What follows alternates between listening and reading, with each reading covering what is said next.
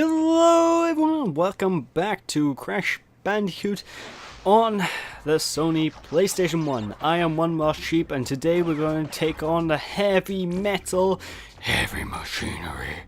And as you can tell, it's a very industrialized level, and for the most part, nearly all of the first segment of Cortex's island is industrial, and this is actually the third and final world of the game as well, which means we are getting close to the end. There's only 2 more parts left, and going down here is actually leads to a hidden segment. And it's only really hinted you can go down here from those 2 enemies that are a bit too low to even be a threat. And I was too nervous back when I first wanted to play this game to jump down there, but now I know it's safe. So yeah, feel free to jump down there for some extra boxes, but don't jump down that hole. That hole is death. Holy hell.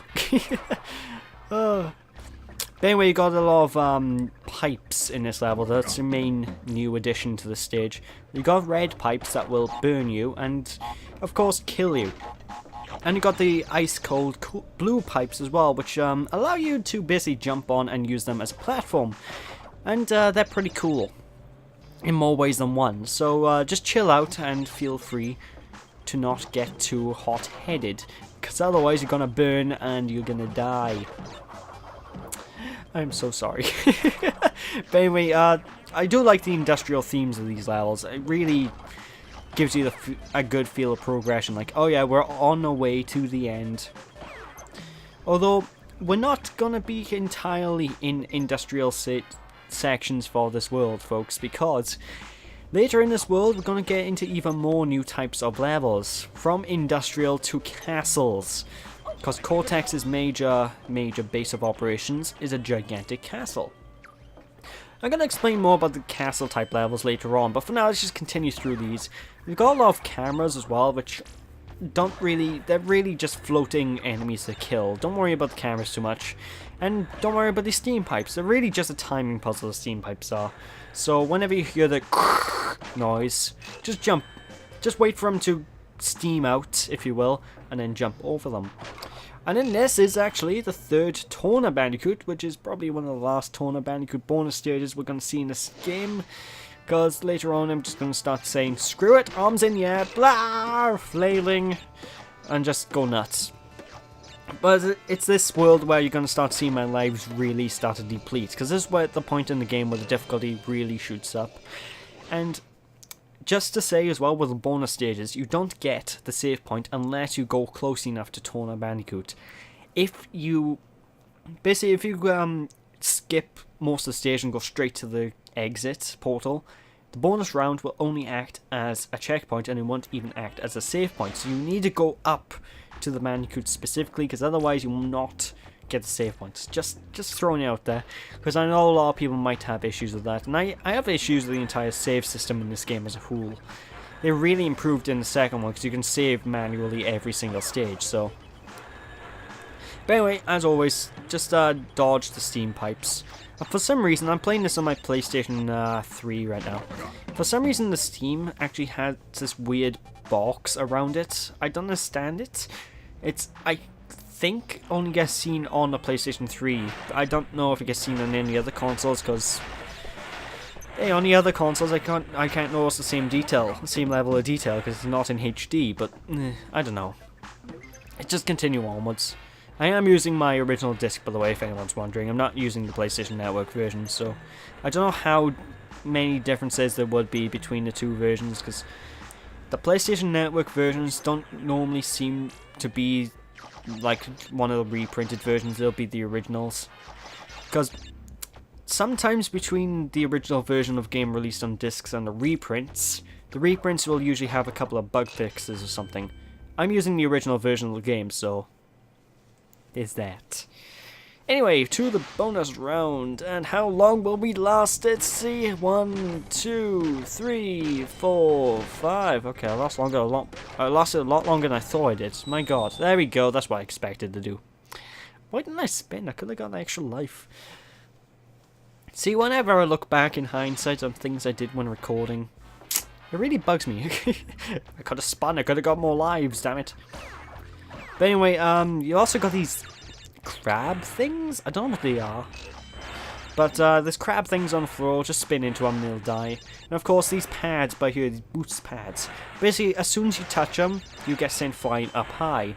If you hold down the X button while on one of these pads, you'll get sent even higher. And I didn't know you could get sent higher on these boost pads until I decided to try it out in this recording session actually. Because these lives by here, they're really awkward to get hold of. They're possible to get hold of without holding the X button down, but then I realised, hang on, what happens if I do hold the X button down? So then I gave it a try, and lo and behold, it worked. You jumped higher. So yeah, if you want higher height on these boosters, just hold down the X button.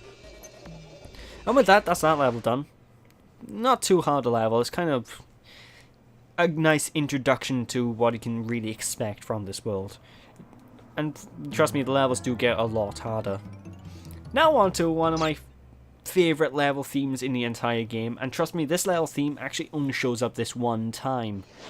Welcome folks to Cortex Power, Cortex's own power plant. It supplies power to the island, and it kind of reminds me of the old Zelda games actually.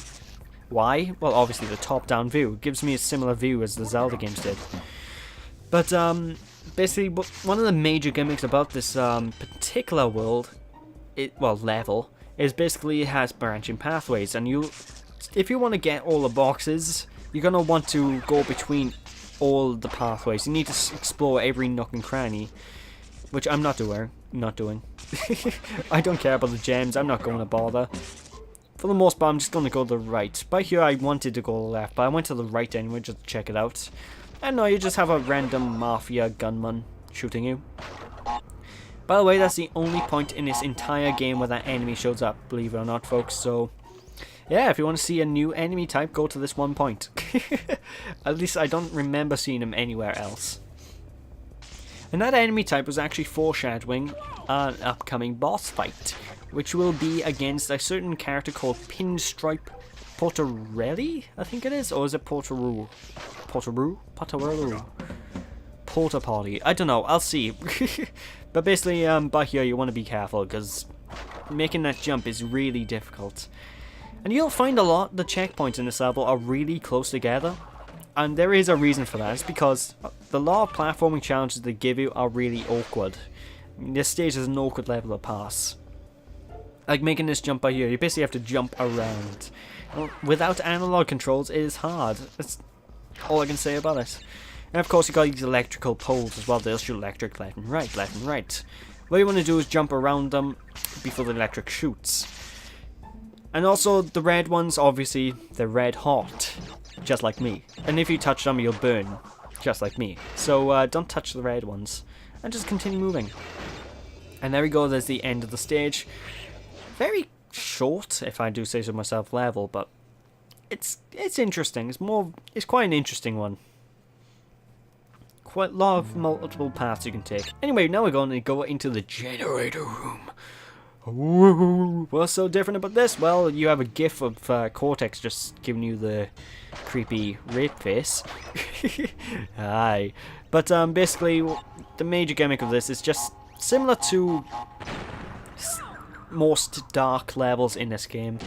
Just more industrial. So the stage as a whole is not really special. It's very standard fare that you'd expect at this point now. But obviously you want to be careful of the TNT crates that are also on top or underneath normal crates, because you can accidentally spin it. You need to be pixel perfect with your spins, which I don't like. I'm horrible at it. And if you go to the right by here, you'll actually head onto a platform that I'm not showing off that has a bunch of crates on it. If you stay on that platform for too long, you're going to fall and die. So if you go to that way, go on a platform and go off it as quick as you can. Anyway, this is another one of those levels where depth perception can throw you off. So be careful, because I've had many an instance where I'm suddenly going, yes, I can do this, and then I'll just fly off into a pit somewhere else. Or knowing me, I probably end up going in the opposite direction. Hey, I gotta jump left, jump forward into the foreground. No! But for the most part, the stage Very simple, very simple. This is where you're going to get thrown off the most though with these type of enemies, because these like scrubber spiky enemies that'll move back and forth between the foreground and background. It's nearly impossible to judge the depth on them, so I always seem to jump into them not realizing they're in the same layer as I am, so be careful of those guys, very awkward to deal with. At least that's what I found. Of course the camera guys are really nothing to deal with though, the cameras just all float down like, hey look at me, I'm camera, wee! But anyway, there's a checkpoint, and also we get some more extra lives and a lot of Wumpa fruit. And the reason why I'm explicitly saying Wumpa fruit and not apple type fruit enemy things is because I know a lot of people out there will watch LPs and they'll get really frustrated if you don't call it a Wumpa fruit. Like, I've seen many LPs where someone keeps calling them apples, and I'm like, yeah, cool, because Wumpa fruit basically is an apple.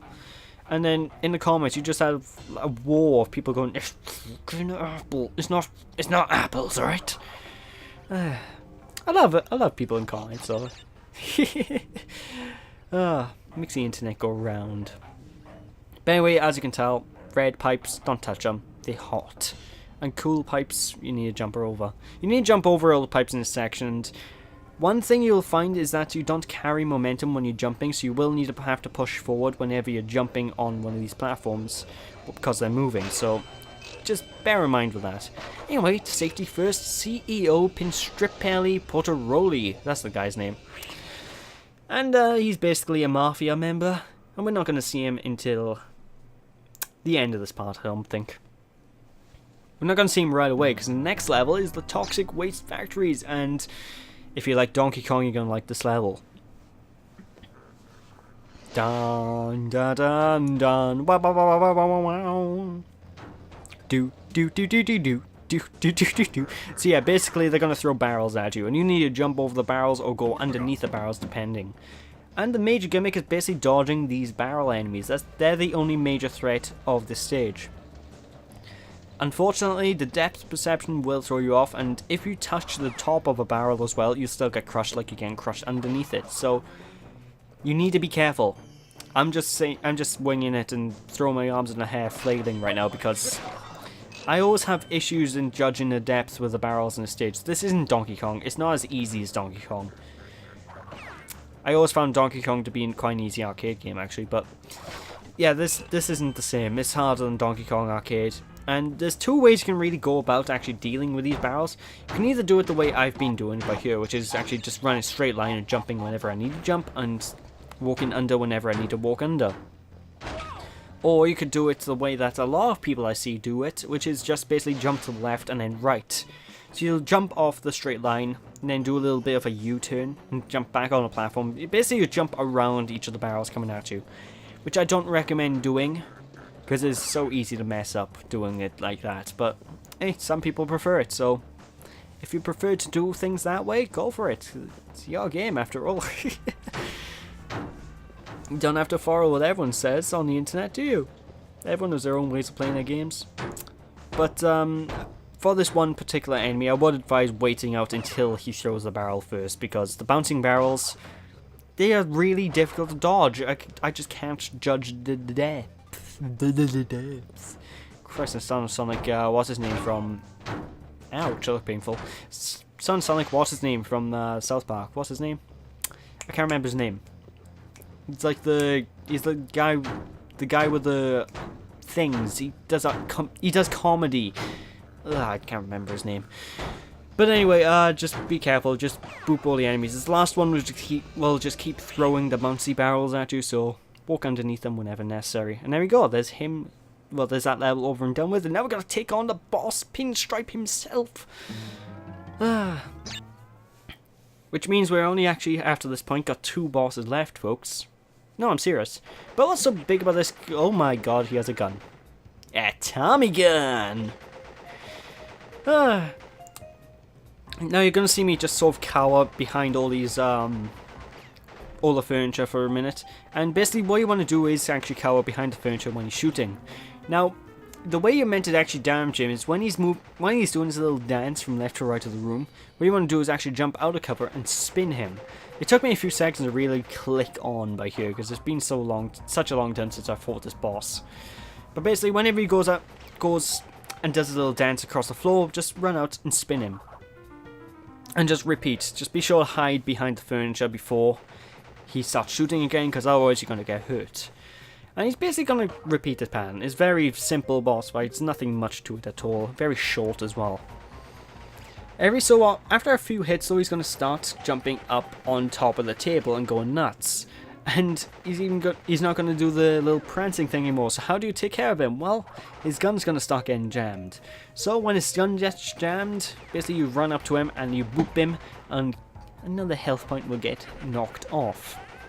I have to say, I do like the health bars the bosses have. And the bosses in the entire franchise up until Crash Bandicoot 3 have this sort of this health bar type. And I like it. I don't know why. I've always thought the health bars were really, really impressive, even when I was younger. I don't know, I just think I like the artwork, that's all. Anyway, for his last hit, his gun's always gonna jam when he's on the table, so just wait for him to get on the table, wait for his gun to jam and boop him in the face, and there we go. Stage complete. Damn straight. Now with that, that's basically it for this part, folks. So when we return next time, we'll take on the penultimate part and make our way up to the Cortex's lair in the high road. Oh, it's certainly a highway to hell. So thank you guys for watching. Hope you all enjoyed. Don't be sheepish, people. When we return next time, we'll take on part 6 and the high road, not the low road. So I'll catch you all then. Hope you guys enjoyed. See you after. Bye.